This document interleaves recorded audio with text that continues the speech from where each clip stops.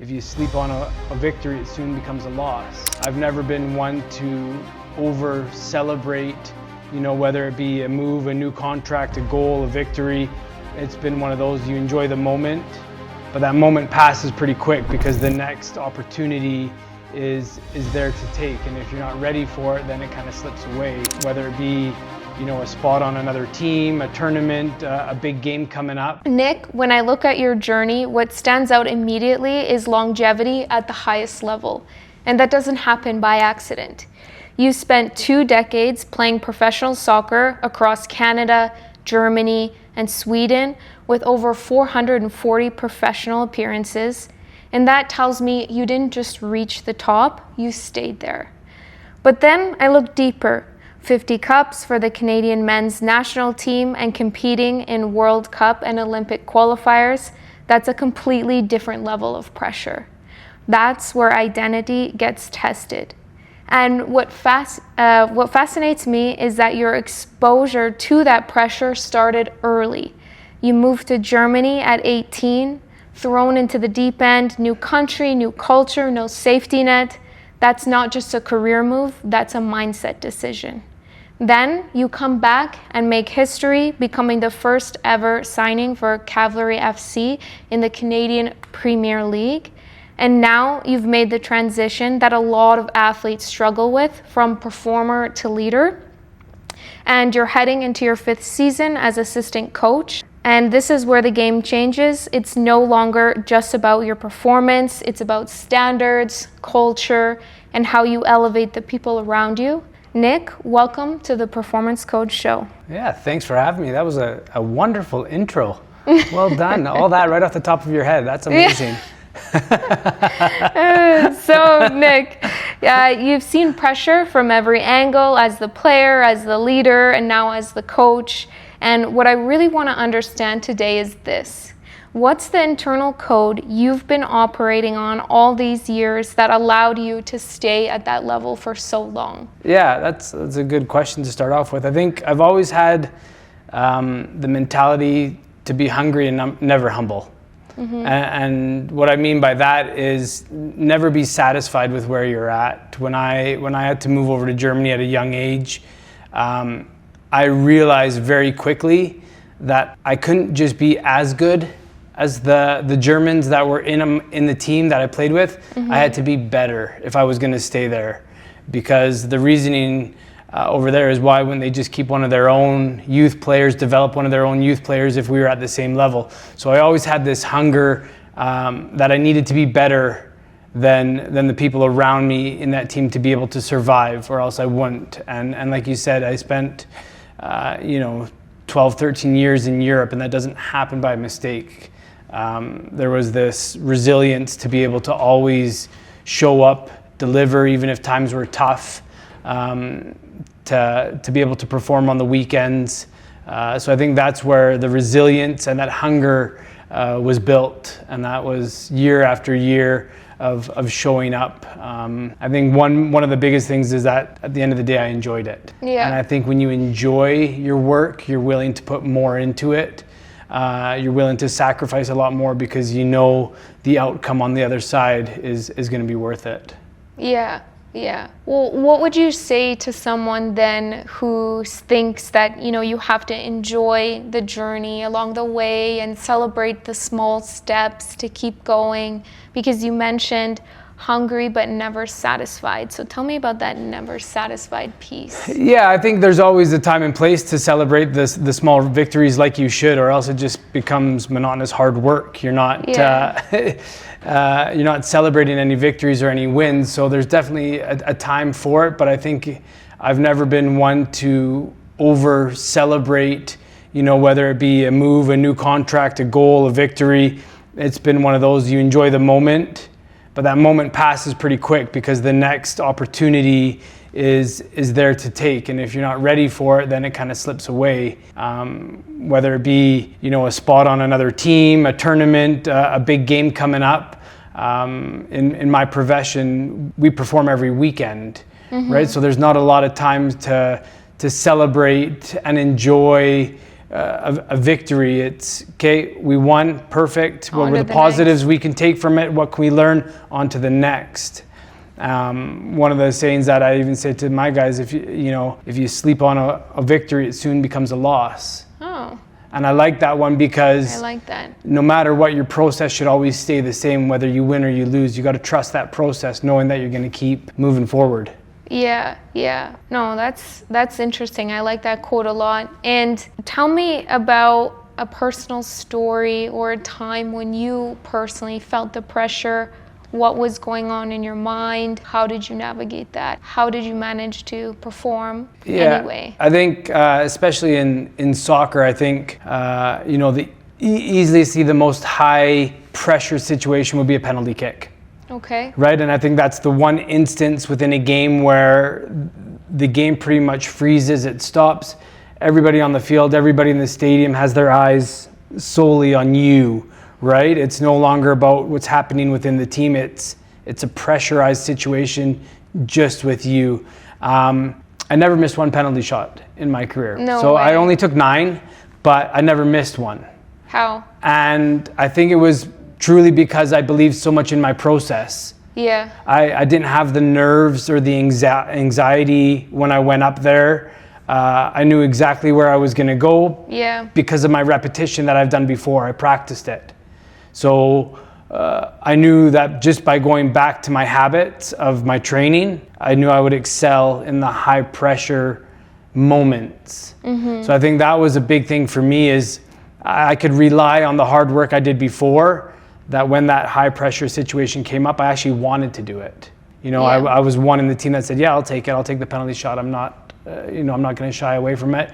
Whereas I think a lot of players who weren't confident in their training weren't the ones that were going to go stand up there and be the ones to take it. So I think for me, that was probably the highest pressure you can get in soccer, is a penalty shot. And I think a lot of times people try to dive into, how can these professionals that get paid millions of dollars miss a penalty shot? It looks so easy. You're 12 yards away from the goal. You have this big goal to shoot on, and yet so many put it over the bar, or they miss, or they don't, make a clean connection with it. And I think it truly is, their training leading up to it.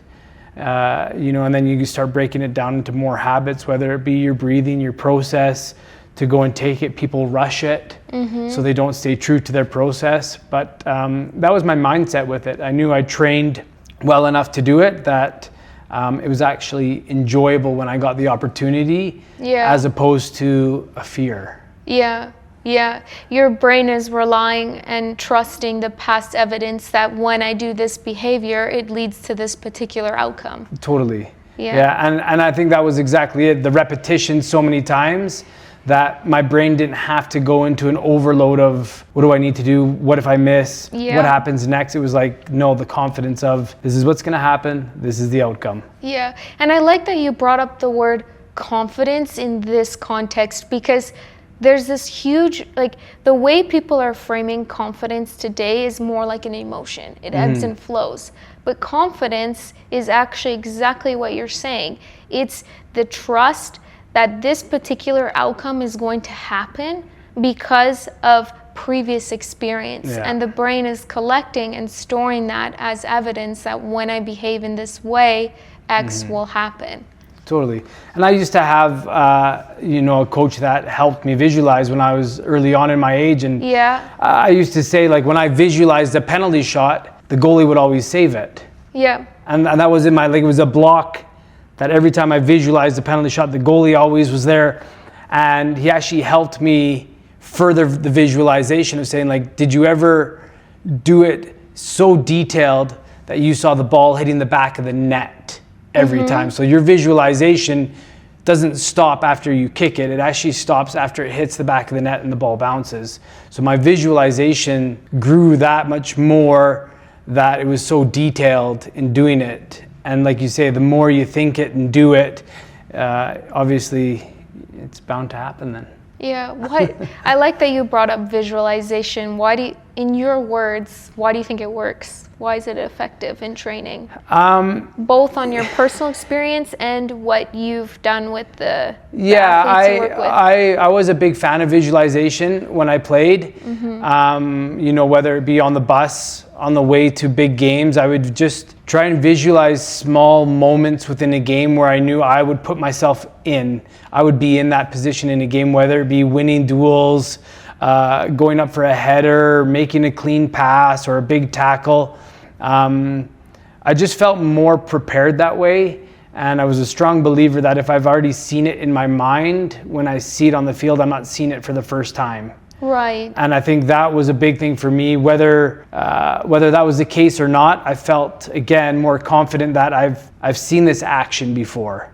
Right. So it wasn't like the first time it happening within my mind or body on the field. I have felt like I've already gone through it before. I've already been successful in that action, which I think helped gain a lot of that confidence. Yeah. Because I've known I've done it before, whether it was real or not. Yeah. I've done it before. Yeah. So. And almost like there's some sort of unconscious level to it. Yeah.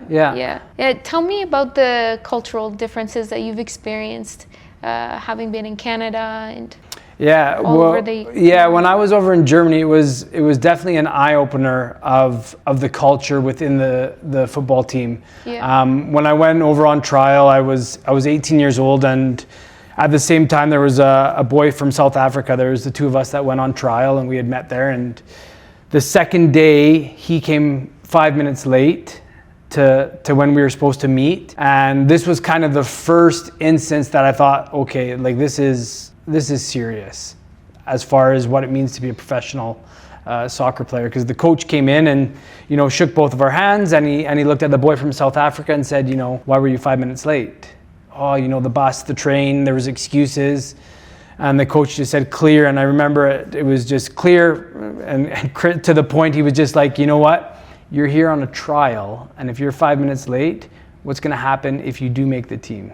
How can we trust you when you're on the team? How can we trust you when you're on the field if when you're even given the chance to try out, you come late? And that was kind of the first instance where I was like, okay, this is the level that it's at, right? Is, the attention to the details of showing up on time, looking the part, helping out with equipment, just all those little things. And this was an under 19 team. That it wasn't like it was at that time Bundesliga or the first division. It was 18, 19-year-olds, but that's when they learned it. And then they would carry that through, because it was such a competitive nature over there that if you weren't at the top of your game week in, week out, there was hundreds of kids at that same level underneath you just dying to take your spot. Right, and I think that for me is the biggest cultural difference, is the depth that they have in Europe over there, whereas here we don't have as many high performance soccer players. So it's very difficult to say, okay, well, you're not up to par, we're going to push you to side, and the next one's going to come up, because the next one's not at that level. So over here we need to nurture a little bit more help, and I think there's a definite positivity to it, because I think you can teach a lot more over here, whereas over there it's all about results. It's a result-driven business. Even the coaches, you lose 3-4 games in a row, all of a sudden you're looking to get fired. So whether it's it's all about results over there. So if you're not performing, move over, somebody else will come in and take your spot. So that was the biggest difference for me, is like Monday to Friday, you need to perform to be able to be in that team for Saturday on the game day. Did you agree with that style? At the time, it was the only style I knew. Right. And I think looking back on it, that was the old school coaching mentality. It was like my way or the highway type of thing. Like if you don't fit in, off you go. And I think because the coaches back then, they didn't have any other way of coaching. They couldn't mentor the players properly. They couldn't see that each individual player had a different background, maybe growing up, or learned differently. Some players learn better visually. Some players, need an arm around their shoulder, or to, make things a little more clear. And simple for them to perform. Yeah. I think back then it was just like, this is how we're going to do it. If you don't buy into the system, I'll find somebody who will. Yeah. Whereas now I can see, coaching has changed so much so that it's all about the individual and the athlete of how can I get the best out of you. Yeah. And how do you do that? What makes you a better coach?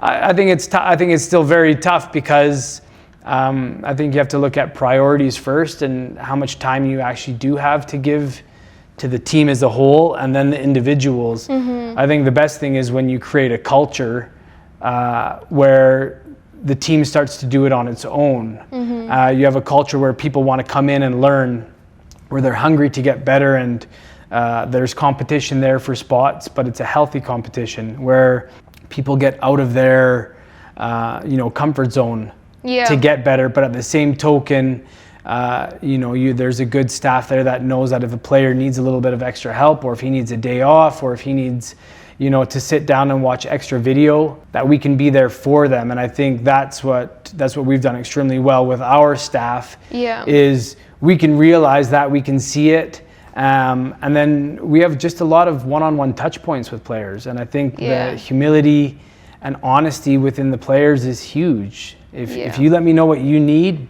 best to perform, I can help you out. Yeah, you got to be approachable. What about the players or have you had any who had difficulty communicating their needs? Yeah, lots. And I'm not saying that every player we can get through to. There's still a lot of players that think what they're doing is the right way. And I think that's the joy in sports, is there's so many different perspectives to it. But I think when you have a coaching staff that shares the perspective of, this is how we want to play, this is our methodology of how we want to play, we're going to try and get all of you on board to agree with it.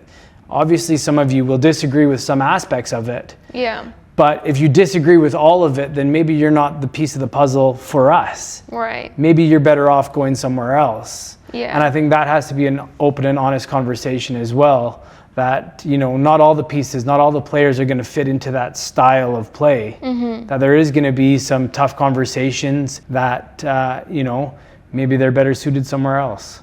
Right. What's a truth about high performance that most people learn too late? A truth about high performance that people learn too late. I think a lot of people assume they have more time than they do. Mm. And in saying that, they put off things until tomorrow or the next week or the next contract, mm-hmm. right? And I've seen it a lot where, I'll do that next year, or I'll do it, when the season starts, or I'll do it when we start preseason. And then it moves too quickly. Then they're playing catch up, and then they're injured, and then something else happens. I think one of the biggest things when players are injured, and I've had it before myself, it's like, I promise I'll eat better, I promise I'll sleep better, I promise I'll do this, and then you get back fit and you go into your old habits. Yeah. Right? And I think that's the biggest thing, is time. Like, being at the top in a sport, you don't have a lot of time. Yeah. I think the average for at least a soccer player anyways is all like 5 to 6 years, if that, being at like a high level. So it's not a lot of time. So does that mean you don't believe in the work-life balance concept? I think it's about finding a rhythm, more so than a balance. Yeah. And it's about finding that rhythm because, not all days are going to be the same. Some days you're going to have to give priority to your family, your health, but then in other aspects there's going to have to be, your job and your career that are going to be at the forefront. So I think finding this good rhythm, especially throughout a season, because normally you can say, okay, in the off season, I'm going to be more family oriented or more focused on things outside of the sport. Whereas during the season, preseason, that's when, the job or the body is the priority. Yeah.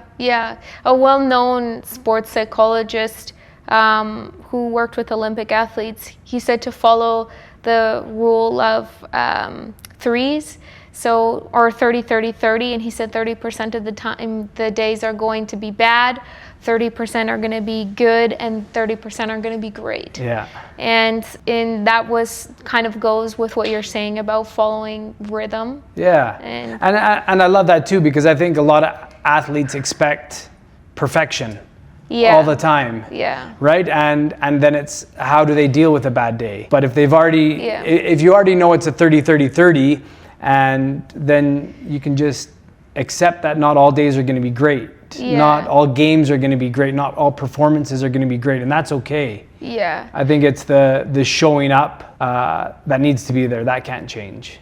Yeah. And do you personally, have you experienced personally or seen in one of your athletes, because this perfectionistic tendency, this tendency to be overcritical, there needs to be a balance, right? You need to have enough of it to move you ahead, but too much can also hinder your performance. Yeah. How do you balance that? Yeah, it's funny. I've played with some athletes that are like that, and now coach some that are like that are, they overanalyze everything.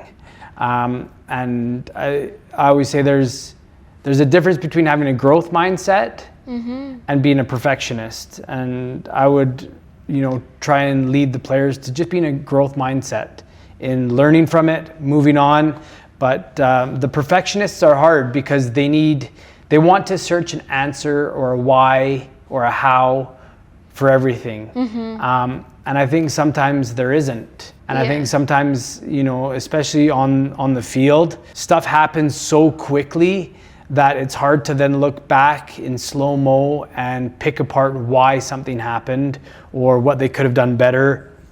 And they end up actually losing so much energy in their day in trying to figure out the whys and the hows and the blames and the, and I wouldn't even say excuses, but they're just trying to figure it out instead of the growth mindset of, taking in that information and then moving on to the next one. So the perfectionist mindset, I'm not a huge fan of. You can strive for it, but you have to realize that at the end of the day, I don't think anybody has had a perfect soccer game. Yeah, well, we're imperfect humans, right? It doesn't make sense to expect perfection all the time, but that being overly self-critical is a very real thing that a lot of high performers have to face. Yeah. What personal setback changed the way that you approach performance?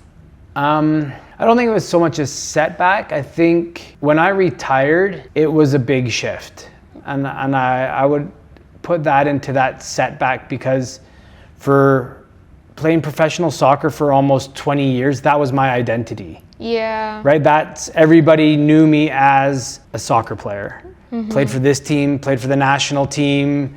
So as soon as you retire, it was kind of like, okay, who am I now? I don't have that. So what do I have? And I think that was the biggest thing of, the realization of, I knew I wanted to go into coaching. I did my coaching certificates before, so tried to, prepare myself as best as I could for the transition. I also did a ton of research and reading on, the best way to transition. What did you find?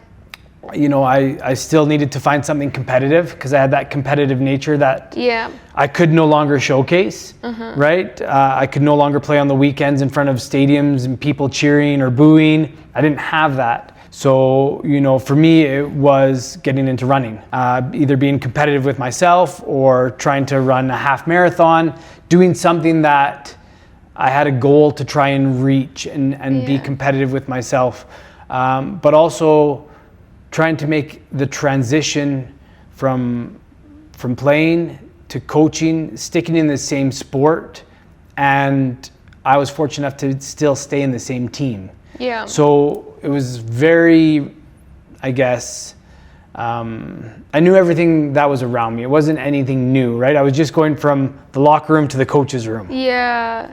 But given that transition, do you think that it's wrong for people to associate their identity with their sport or career in other cases? I don't think it's necessarily wrong. Okay. I think it's hard if that's all you do. Okay, tell me more. Because I think if all you do is say your identity is through soccer. I think there's so much more in individuals that they have for themselves. So to just say that, I'm a soccer player and that's it. Yeah. But I think that's where you need a good support cast around you to highlight that. I'm fortunate enough, I'm a husband and a father. Mm-hmm. So, when I did retire, that was kind of my identity in that moment. Mm-hmm. A husband, a father to 2 kids. I wasn't on my own. So I think as long as you can try and see that, I guess there is a lot more aspects to a life than just the performance side of it. But I think it's a lot harder for a lot of people to do that, especially if you don't have a good support cast. Yeah, and I like that you brought up support, and culture also plays a big factor in it too. Like, do we have to always attach ourselves to what we do? Like in Canada, you go to a cocktail party, a socialization event, and within the first 2 seconds, if not the very first thing they ask you is, "Hi, I'm Paige. So what do you do?" What do you do? And believe it or not, when I lived in Eastern Europe for 3 years, I went to many conferences, I went to many events, and the entire time I was there, not one person asked me what I did. Not one. Yeah, I love it when you put it like that. Yeah. And I do think maybe it is a more North American way of thinking of, whether people are just brought up that way to, okay, how do I relate to this person? If I find out what they do, maybe I can find a way to relate to them. Mm-hmm. But I think, in North America, that's where people's identity is driven. We're a very work first culture. Yeah. Right? And you see it if you compare a lot of the North American cultures to European cultures, with the 4-day work week in Europe. A lot of the countries have adapted to that. Whereas here in North America, it's almost like we want to work more. Yeah. Right? We want to put in more hours. You have to be busy. If you're not busy, or if you don't say, I'm the hardest working or I'm the busiest, then it almost feels like something's wrong.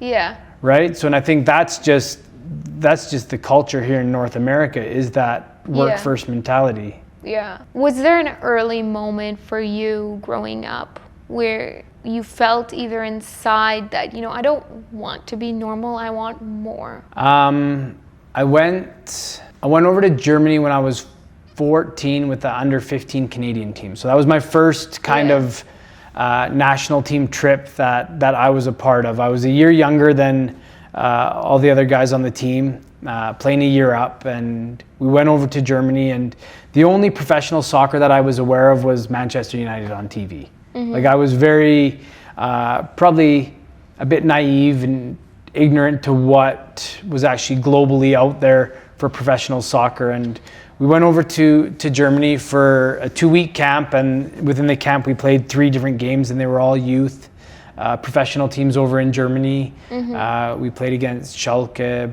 Borussia Mönchengladbach, and Duisburg, some bigger youth clubs. And I think it was at that moment where I knew I was at that level. So before I was naive, I just watched Manchester United. There was no way of getting over to that. That was just fantasy. Yeah. Right? It was like watching Disney almost on TV. Yeah. Like it was unattainable. But at that trip, it was like, okay, if there's only a way that I can get over here, I think I could be a part of this. Yeah. And I also watched, that was the first time we went and watched a professional soccer game, full stadium, in Duisburg.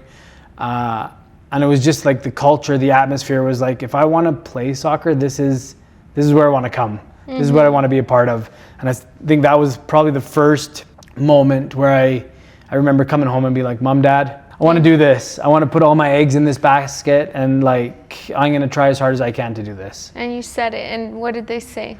I think they were very supportive in a way of like, they knew it probably wouldn't happen, so we're going to support you anyways. Oh, okay. And yeah, I mean, my mom and dad were both very supportive. My mom probably would have hoped that I went the schooling route. Right. And my dad was like, you live once.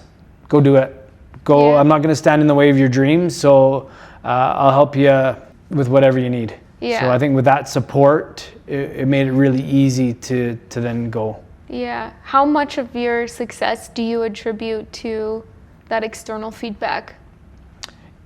Yeah, tons. I mean, without it, I don't think I'd be where I am, right? I think parents are a huge factor in how successful their kids are. Yeah. Whether it be just the small conversations they have going to the soccer field, or coming home from it, or before you go to bed. I think they pretty much create your bubble in and around you, and if they can give you the confidence that you can be anything you want to be, if you put in enough work and effort, then I think kids, especially at that young age, thrive off of that. But if you stand in the way and you say it's impossible, then I don't think there's really a way that somebody's going to fight through that. I think having a really good support system and having supporting parents, whether it be driving you to all the practices or tryouts that I had to go through, to having those real conversations about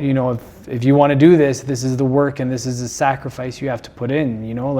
I remember having a conversation with my dad, being like, "Hey, you're moving away from all your friends. This is the sacrifice. There's no graduation party. There's no birthdays, friends growing up here in Canada. Like, you're going somewhere else. It's going to be hard. Yeah. That's the sacrifice." How did you rationalize that sacrifice? I think I was pretty young at the time, so I think the way my dad worded it helped me a lot in that, go over there, give your best shot, give everything you got. Yeah. Don't regret anything. You can always come back here. Yeah. You always have a place to come back here. You can always come back. You can always finish your schooling here, but you will regret if you don't go over there and if you don't give everything. Yeah. You'll always have the what ifs and the, what could have been. And I think my dad was huge on that, is like, if you're going to go do it right. Don't half-ass it. Yeah. Yeah, I get a lot of parents who kind of walk this fine line between how much do I encourage my kid without putting the pressure on that they're not good enough, right? I want them to have this drive. I want to give them the opportunity, but I don't ever want them to internalize that I'm not good enough if I don't hit that goal. Yeah. Like, do you ever have that conversation with parents as a coach? Oh yeah, with other parents for sure. I even played with a lot of players who were unbelievably good, but hit a burnout because their parents pushed them so much. Or that after practice they would go practice with their parents. Or that the conversations were so hard and so exhausting after every game that it was, why did you do this? You should have done this better. You need to be doing this. That, at such a young age, they just quit. Yeah. Right? They can't live with that, and that's coming from their parents. Yeah. Right? That's not coming from media, TV, newspapers, fans. That's their own parents. Yeah. And that's the hardest part that I see. I think if you create an environment where kids grow a passion for something, they're going to want to, by their own, get better. If they have a passion for it, they'll want to improve. If they see the small improvements, they'll want to continue doing it. And again, if they have the encouragement from the outside. Yeah. So I think that's a big thing with parents as well. The most parents I see pressuring their kids are the parents that didn't make it as athletes and thought maybe they should have. So now they're trying to do it through their kids. That is something and it ties into what I'm about to say next, because what I've observed within the scientific literature, but also my own practice, is the love cannot be conditional. If you want to encourage your child and give them every opportunity, like just kind of like how your father did, but that love and encouragement didn't disappear then when you didn't perform. Exactly. Right? So it has to be consistent. The love cannot be conditional. So as long as you're loving them, and in fact almost disproportionately more when they fail. Yeah. Right? Yeah. Because I think kids are smart enough. They know if mom and dad only love me if I win or do well in sports. Yeah. Yeah. Like, I had my dad. That's a lot of pressure then, right? Yeah. Like, you don't need that. Yeah. But unfortunately that's Yeah, I had my family say, I asked them, why don't you come to any of my races? And they said to me, well, tell us when you're winning and then we'll come. Yeah, like that's not going to motivate you, No. or that's not going to give you the comfort and backing, right? So, yeah. Can you attribute you talked a lot about habits, a particular habit that had the biggest impact on your success? I think for me it was having a growth mindset. Carol Dweck? Growth mindset. Yeah, but did you read the book, Carol Dweck? Oh, yes. Yeah. That's her theory. And I think it was because when I look back on my career, I had over 20 managers, 20 coaches. Yeah. And they all coached differently. And I think why I was also so successful is I was very coachable.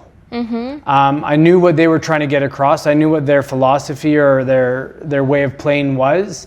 And whether or not I agreed with it or not, I was able to put that aside to try and have success in their team. I think a lot of players have their egos in the way of it and say, well, this is how I think it should be played, so I'm going to do it this way, rather than, well, actually, he's the coach, he's the coaching staff, this is how he wants it to be played. I'm going to try and do it to the best of my ability.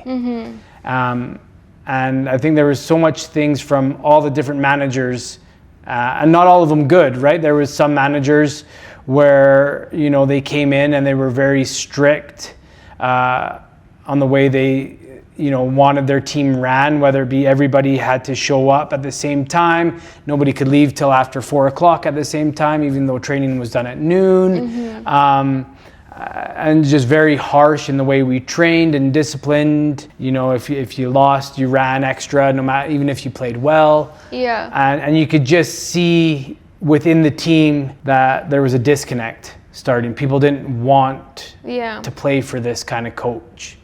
And that goes back to, like, for me, is if you can build a atmosphere or a culture where people thrive to come in and do their work, you're going to get the best out of everybody. And I think, that's just not in sports. That's any workplace in the world. If you have a good workplace or a positive one to show up and you feel valued in it, you're more likely going to offer more for that business, company, team. Yeah. So I think all going back to growth mindset.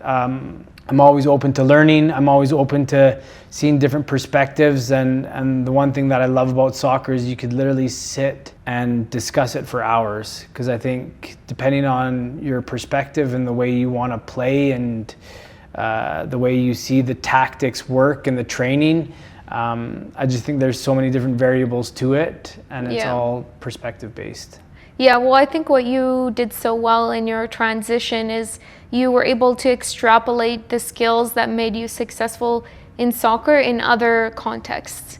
And that's something that high performers can do very, very well, also attributable to growth mindset. If you can be successful in one context, then often in high performers it's pervasive. Successful relationships, successful father, successful sport, career, they strive for that balance in every area. Yeah, and I mean that's the end goal, right? Yeah. Is to do that. And I think I know that I'm still very young in my coaching career, and I think that also attributes to the hunger to continue to learn. Yeah. Right? I know that there's so many different avenues and things to learn and to keep building a strong foundation that, again, I go back to the soccer, that if you have the habits and the experience, that when it does get into those pressure moments, that it's not just a one-off, that you've seen this picture before, you've acted on it before,